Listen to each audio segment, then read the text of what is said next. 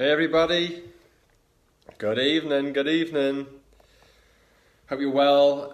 It is 6 o'clock, just after 6 o'clock in the UK right now, which is I guess 10 a.m. in California, and we are going to be chatting to Caitlin today. As you can see, I'm flying the flag today. I got my brush, the salon shirt on. This was the shirt from my own salon. And Caitlin is still a stylist there right now, and I'm so delighted that she's agreed to come on and let us chat with her today, because she was one of our first six-figure hairdressers, and she's gone on to do some incredible things, and I know a lot of you, you are just so, hey Katie, nice to see you. I know a lot of you are eager to grow your team to that kind of level, to get those kind of results. Hey, Caitlin, to get those kind of results.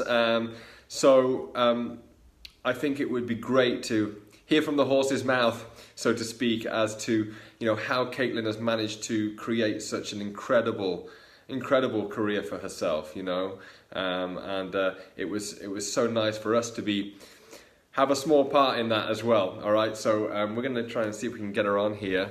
Caitlin, are you on your phone right now? Because let's have a look. Bring Caitlin on camera. Oh, there we go. I got you.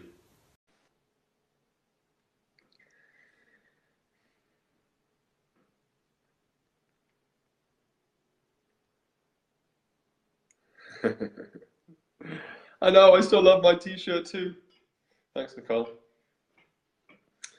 Haven't had it on for a little while, I must admit, but certainly was always going to keep it though. Love it. Okay, it's connecting. There she is! Yay! I'm on my iPad, so I had to rotate it. So it looks like I'm looking away. Oh no, you're good. Okay. You're good. You're good. How are I'm you? good. I'm good. Good. Great to see You you. Great to too. see you. Thank you. Thank you for taking the time out of your crazy Yeah, schedule. no I know you're a problem. busy lady these days. You've always been a busy lady, but you're even busier right now. Yeah. But thank you so much, Caitlin, for coming on and taking the time to share with us. I know that as soon as I mentioned about you coming on, the group were really excited Okay. about hearing from you, because I think we hear so much from salon owners, and what they're doing to build their business. And a huge part of that is, of course, what the individual team members are doing, how to keep them motivated and what tools they can use. So I think this is why it was such a great opportunity to get you on, and everyone was excited. So thanks for taking the time. Sure. So why don't we start? Now, I mean, I know, of course, a lot about your backstory, but why don't you start by just kind of telling us, how you got started in the industry and how we came to cross paths and got started at Brush, and then we'll take it from there, and we can talk about all the exciting stuff then after that. So, I have been doing hair now for about 13 years.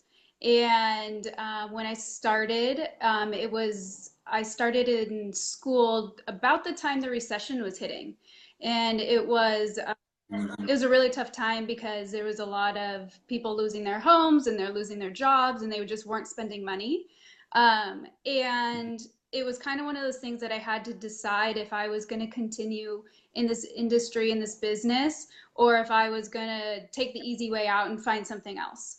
And I Mm-hmm. decided that this is what I wanted to do and I was just going to make it work. So I, I continued. I graduated school. I got a assisting job right out of school. And Mm-hmm. then my salon owner at that time ended up selling her salon. The recession hit and they just couldn't All right. anymore. So they sold the salon. I Yeah. had to find a new home. And when I did, I knew at the moment it wasn't the right fit, but I needed a job. And so I just had to take it on. That didn't work out, and I was miserable there, like absolutely miserable. So then I just said, you know what? I need to make money. I just need to be able to live. And so I got a job at the local, really high end restaurant and hotel in Healdsburg. And I had Mm-hmm. been working there for a couple years, and I'd been doing hair just kind of on and off, just family and friends and that sort of thing. And Yeah. then that's when you and Nicole had started looking into um, purchasing or starting a salon in Healdsburg. And That's right. you and Nicole had come into the restaurant. You were staying in the hotel looking for spaces that week. And you had come into the hotel, the restaurant, and you introduced yourself as, "Hey, I'm David, and I'm opening a salon. You have great hair."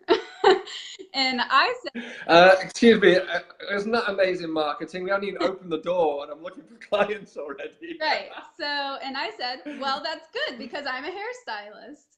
And right then and there, I Yeah. handed you my card, and we met the next morning as you were flying out back to Chicago. We met in the lobby Hmm. and we talked and we looked at the space that was supposed to be. And then Yeah. there, I went home and I emailed you immediately and just said, "Thank you so much for meeting with me." And then I just continued to bug you. I Yeah. con- Yeah. No, I was happy that you did. I continued to email you until you guys made it out to California officially, and I just kept Mhm. saying, I'm really interested in this, so let's, what's going on? Let's get it started. I need to start with you guys. So, and we Yeah. did. So yeah, so I mean, like we opened the doors to Brush. Then we got that little space, right? Just four chairs, and uh, at that point, obviously, you didn't have a very big clientele at all. No. You were just kind of still really establishing yourself, and obviously we hadn't got any clients whatsoever. So it was really that you were there from the beginning, and we just started to put kind of some of the systems in place to start Yeah. building. But things kind of ramped up fairly quickly. Why don't you talk about that? How quickly things kind of ramped up for you then? Um, What so happened from there? I was still kind of balancing the two jobs. I was because Right, right, we weren't sure what was going to happen. It was a brand new salon, yeah, and I needed to make sure that, I still could survive. And so I was balancing the two sure. jobs in the restaurant and in the salon. And I remember a Hmm. one-on-one that we had, and you said, "You got to make the choice. Are you going to do hair or are you going to work in the restaurant?" And I was a little turned off at that time, and I was just like, "Ugh, how could he like even ask me that, And I was like, you know what? I'm going to show him, like he's going to Hmm. regret even asking me that question. And so Hmm. I immediately quit the restaurant and I was Yeah. time in the salon. And when I did that, things I think really shifted. I think just because my focus was 100% on in salon, building a clientele, this is like, it's all or nothing, Yeah. And Yeah. so that's what I did. And then I really started, picking up and building up a clientele. And then social media came around, and I wasn't really into the whole Instagram thing right away. And then I got on Instagram, and that's when things really picked up. And then So before we get really, before we get to that bit, right? I can remember being at a salon event that we had, and your mum and dad being there. How are your mum and dad? Are they well? yeah, Yeah. Make, please give them our love and best yeah, regards. Um, I remember talking to your dad, who's an awesome, awesome guy, and then I was saying that, Caitlin, she's such an amazing worker. She's she really just completely goes for it. She's fantastic. She totally listens to what we do, and she's implementing every day. And then I said to him, the thing is, she has two jobs, and she needs one really good one, not two. yeah. And he was like, "You're totally right. You're totally right." And I remember then very soon after that, you made that switch, and that commitment to being, yes, I am a hairdresser. Yes, I'm going to be successful at this. And I think that was the time that you just kind of never looked back. It was just like, what's Yeah. next? And I can remember you were so quick to focus on your expertise, Mhm.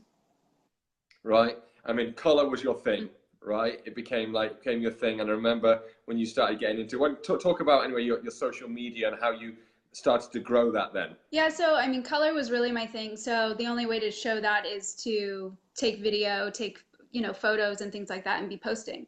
I had been following a bunch of people on Instagram and I had been in the social media like world just because that's just, what we do. But I never thought like I should have one and I should be doing that. Um, Right. and I decided that I wanted to. And so Hmm. I just kind of converted my own personal page into my hair page. And Hmm. I started getting a lot of inquiries from Instagram. And I think that's when I really started like seeing that, I was really mindful about my intentions and my systems and the systems that you guys were putting in place and saying, okay, well, Hmm. here we are here. Now let's get here, and this is how we're going to do that. Um, and Right. that helped bring a lot more people in the door for me to actually implement all those things with. So that Yeah. really helped build, what I was doing. And even before that, I think that it's almost like I was in competition with myself, or maybe with you. um, Yeah. uh, but I would see how much I could cut down on my timing, how much I could, and then how many add-ons we could do, how many, Right. and things like that. Right. Um, Yeah. not so much how many I could do, but how big of an add-on could I get? Could I get an entire service in there? It was kind of one of the Yeah. so I just want to say as well, though, that, for everybody watching, is that Caitlin is one of these people that, we talk about the 99% and the 100% commitment. She is just 100% about every single thing that she does every day. We were setting standards, and she was like, Caitlin's standards were a little bit higher than that. It was like, okay, guys, we want the team to be able to do X, Y, Z, and we go through all of the systems and the strategies. And then Caitlin would take that and be like, okay, well, how can I even improve on that? And I think that you held our business above our own mhm. standards, and I think that was what was incredible about having you on our team. And, you were so, so committed to them, that your daily goals were just a natural thing to you. Of course, you ran your book like it was your own salon, like it was your own business. I mean, I know that we wanted to kind of make sure that you all had control of that, and we looked at every single stylist as their own individual business. But you really were the epitome of that. You were so good at managing your own schedule, your own clients, like you were saying, your own add-ons. What can you do to have a really full day today, and get the most out of it? And I think that's what you just excelled at. Yeah. Yeah. I You know? just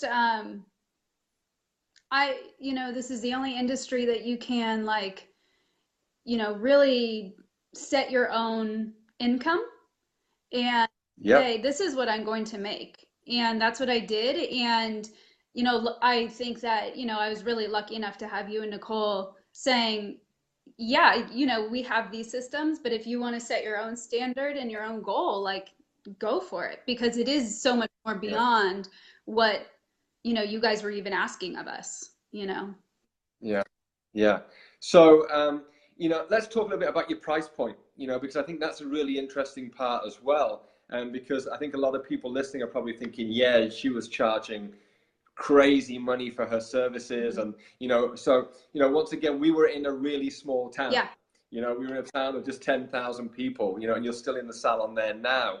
And so let's talk about what prices you were starting out at there I and where it is today. I think we were starting at I think for like haircuts, we were starting at 50. Today Mhm. I'm at 95. Um, Fantastic. and I, That's awesome, Caitlin. I didn't know that. and I did not know that. That's awesome. and and I got Barbara to come up to that price as well. Oh wow, gee, that's a huge Yeah. achievement in itself.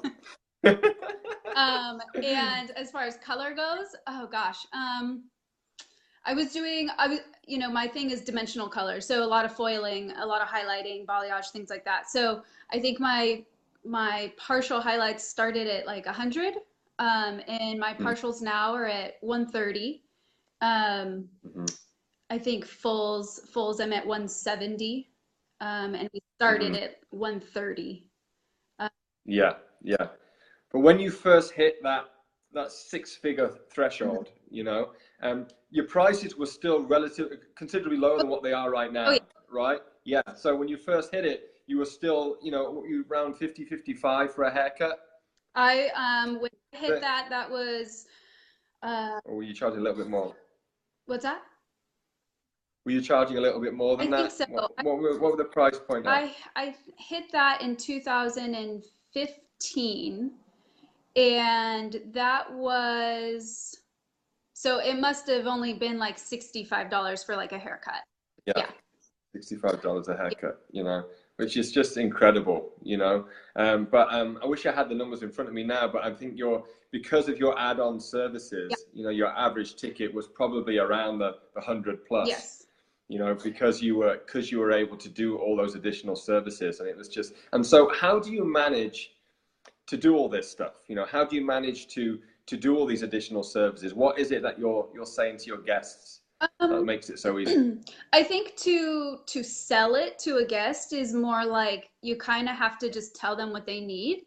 Um, Hmm. and it's one of those things that if they're just getting maybe like a base color, but you feel like, the sides are getting a little dark or the top could use just a little pop. That's all you have to say is, how do what do you think about if we were to add just a couple foils in the side to just, brighten it up a little bit? It's summertime. And they'll say yes or no. But I think they also, you know, appreciate the fact that I'm thinking of them in a different way. And I'm not just Yes. thinking of what they're scheduled for. I'm actually looking at their hair and seeing what they could actually use. Um, and Right. sometimes they'll ask me, do you think I need a few highlights? And sometimes I'll say no, because I don't Yeah. want them to think that I'm always just trying to sell. Um, and I Right. think that they appreciate that too, that if they're even asking for something additional and I don't think they truly need it, then, there's no reason to do it. Mhm. Um, Yeah. but I do try to add a little something to everybody, whether it's a conditioning treatment or a few foils. I find that popping in a few foils has been the biggest add-on service for me. Um, Yeah. that's what increases the most revenue. Hmm. So Right. um, by doing that, I try to do that as often as possible. Right. Yeah. Awesome. Yeah, I love that. And so um, now moving to the future, I mean, you've always been the type of stylist that really has no interest in doing their own salon, right? Yeah. Or I mean, up until this point, anyway. Let's just say, anyway, it's not something that you've ever really been interested in. Certainly, when we were with you, it was like, you know what, this is forever home. And just tell me why you think that has been. What's been the reason behind that, really? I have no desire to do the books, to do, to manage all of that. I like numbers and I like seeing numbers and setting goals, but I like that for me Yeah. personally. And I think that I'm such a control freak too, as you know, that I wouldn't be able to just hand that off to somebody and let them control my business because I'm going to be behind the chair. I really do enjoy doing what I do. And so I just don't know if I can do that, if I can Right. run a salon the way that it needs to be run, the way that I'd want it to Mhm. be run, and also do the service. I must say that Nicole and I often went home in the evenings and said, I want Caitlin's job. You know, I want to be able to go in and earn what she earns and then be able to be finished at 5 o'clock. Now I know that you do a lot of work behind the scenes as well. You do so much work on social media and planning for your days ahead, but it is an amazing position that you've been able to get yourself into, building an amazing career for yourself, an amazing book and an amazing respect now in the industry. I mean, I believe now you're going to be going on doing some teaching and some classes and things like that. Is that one of the next steps? I've been working a lot with some other coaches, and they've brought me on to help kind of share my story and how I to Sure. do this. Um, and I've recently started to put out there being able to shadow me in the salon because I get a lot of questions about how I do all these Awesome. things within the salon. Uh, so Yeah. those are things that might be coming up, but I don't know. I don't really want to travel very much, like away from home. So I Right. think with anything I do, I'm going to be very picky about it. And I don't Mhm. really have a desire to go out and do a lot of teaching. I I'd Yeah. rather people come to me, and do that. Yeah. Yeah. Awesome. One thing I wanted to ask you about is, you've built such a large following now on Instagram, and it happened fairly quickly. Were you around 5 or 6,000 now? Is it somewhere around there? Yeah, like 5,500. Yeah, awesome. And a lot of our stylists and salons are trying to get that kind of recognition and get that kind of leadership, and authority on Instagram. What are some of the tips that you could give, or how did you find that, you got that initial ramp up? So Instagram now is very different from what it was when I even started on it. And it is Hmm. so much harder now to get that following and to get those people kind of recognizing you. Hmm. But I would say being very consistent with it, the obvious of taking great photos and having good content is really Yeah, important. And yeah, adding something with a little bit of style and flavor to it. Um, I've started to transition my own page into a little bit more of hair and lifestyle. So I post a lot more of like me personally. I post more. interesting. Yeah, I've brands have reached out to me and they want and have sent me products and things like that. So I started working with a couple brands to do that. Um, Awesome.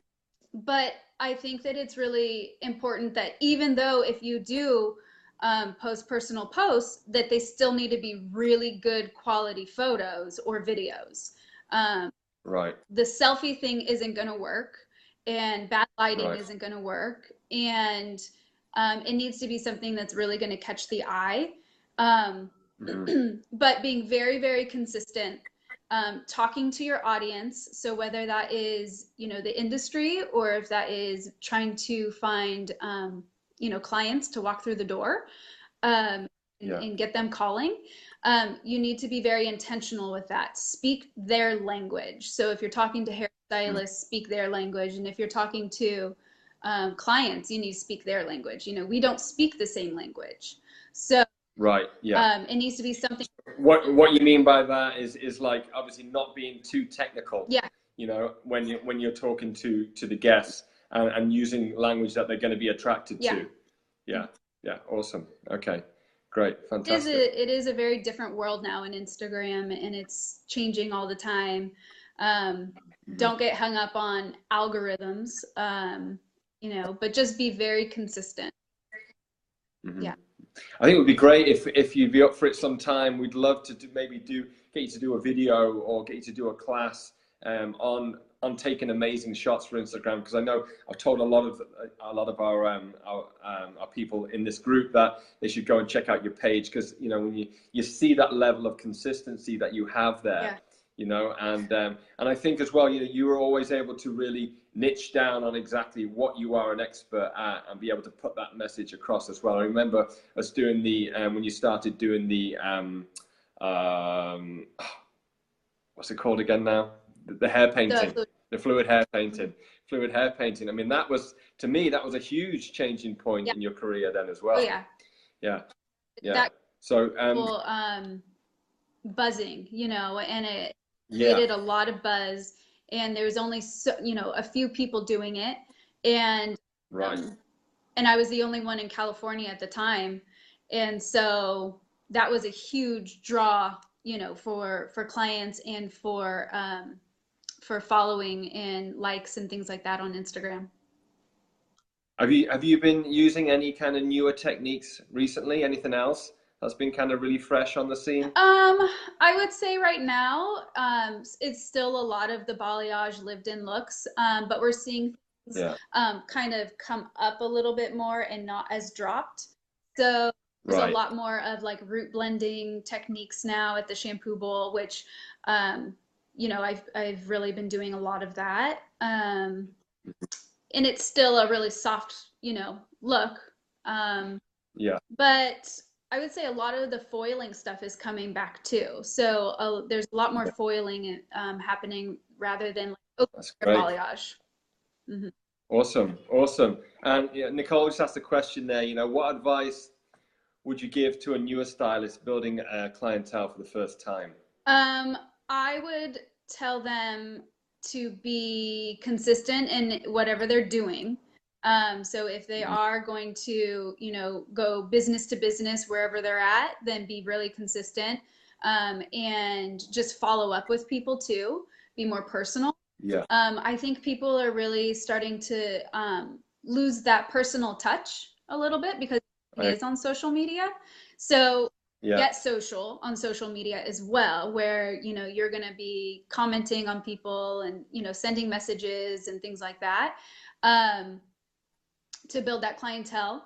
um, I always said the best way to start a conversation, if you see somebody out even in the grocery store and you're like, they have an amazing hair, I really want to get my hands in it, the best way to start that conversation is just compliment their hair, because the first thing they're going to do is tell you something they don't like about it. And when that happens, Right. that's when you hand them your card. That's awesome advice. Or if you see somebody in a restaurant on the reception, you compliment them on their hair. Or They that, could end up being your top stylist, you know. So I mean, that is just I love that example because I talk so much about how I went from business to business, introducing yeah, myself and telling people about the business, and that's exactly what we did, And as you know, and it's something that we continue to do, And I talk so much about just talking to people, getting in there, going to your local business, introducing yourself, inviting people in, and it just starts to build then, doesn't it? yeah. And I think that, yeah, people want that connection again. I think it's, Yeah, and so I think that that's really important. I think that's what you have to also put out there when you are posting on Instagram, is you want to create a connection with somebody. You want to connect with them in some way about what you're talking about, you know? yeah. Hmm. Hmm. Awesome. Awesome. Well, listen, let me just see if we've got any more questions there. If anyone's got any questions for Caitlin, please go and post them right now. Otherwise, Caitlin, if you could just keep an eye on this during the week, I'm sure we're going to have more because we'll have a lot more Sure. viewers over the next few days. And if you get any questions there, we've been doing a little bit more coaching with you recently, which has been so much fun. It's been great to hear again about your what's going on in your career, and again helping you to take it up a notch again, which is fantastic, and you are such an inspiration to us. We're so thankful that we met you and that you became such a influential person on our Thank team, you. and as well as being a dear friend, watching you grow up into the stylist that you are today, and we even got to be at your wedding as well, so how is Santi? Is he He's good? good. Yeah, he's doing.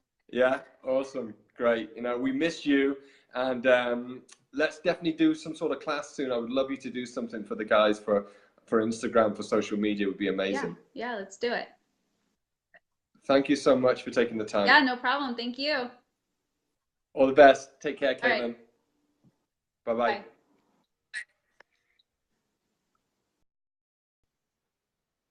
Awesome. She's such an inspiration to us all. She again building her book from absolutely nothing.